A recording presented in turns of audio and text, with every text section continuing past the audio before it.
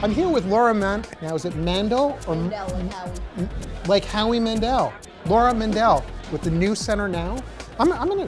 Why don't you hold on to that? All right, got it. It's a heavy kind of thing. It is kind of heavy. Is it on?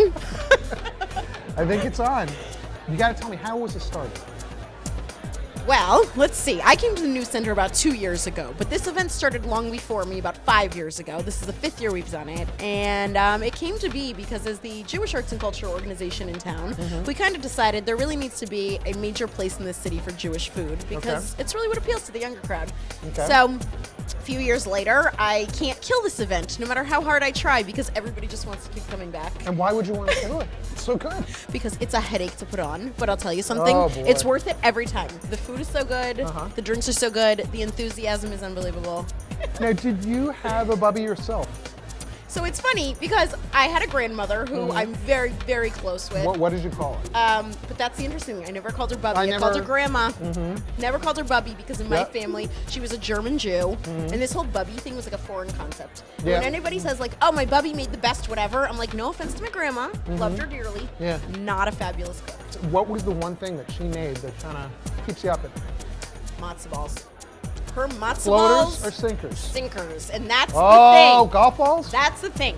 They were mega sinkers, mega golf balls, and that's how I like it. And I don't believe anyone who makes these fluffy BS matzo balls. They gotta be heavy and dense. She made them with full sheets of matzah. Okay. You soak the sheets of matzah and then you break them apart and you cook them in schmaltz, as we've had a lot of conversations Yeah, of about course. tonight. Right. Thank you, Michael Ruhlman. Yep. And we cook them in schmaltz and then you roll them up with all kinds of seasonings and they're amazing. And no one else makes them like my grandmother. I try to repeat her recipe and the only way I can do it is if I use her pot. It's the only way they come out right. And you got it. Did you get the pot? I got the pot. You got the pot. And it's crooked on the bottom. It doesn't sit right on the stove, but it works the best. One of the things, depending for matzo balls, a lot of people kind of wonder, what's one of the tips or tricks to make them really light? Or if you're a sinker person, question of when you're actually forming them.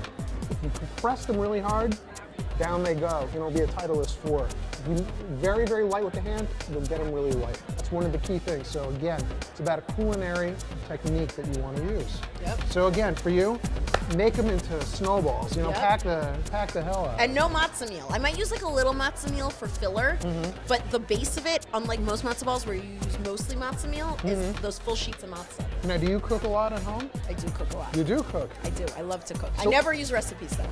Really? I never use Okay, recipes. I'm a that's good. technique girl. I Good, learned from my good, mom. good. She's a food scientist. So I I Really? didn't tell you that Okay. part. My mom was a dietitian for years. She's a food scientist, and she taught me all the techniques. And then I play with a little of this, a little of that, whatever tastes good. Sure. Now, one last question for you. All right. Team cake or team pie? Now, this is like a $6 million question. That's pretty inexpensive. So here's the thing.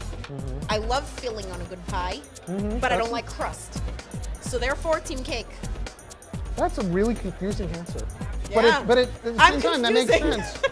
So basically, you're all about the filling. You're like the person that would disembowel a pie. Oh, totally. Just leave the crust there. Oh, my parents used to yell at me all the time. I still get yelled at. I'm 32 years old, and I still get yelled at every time for scooping the insides out of a pie.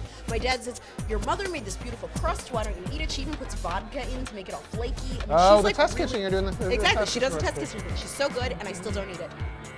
Wow. Yep. And no blueberry pie. My mom makes a killer blueberry pie, and I won't eat it. I am so sad. This interview is over.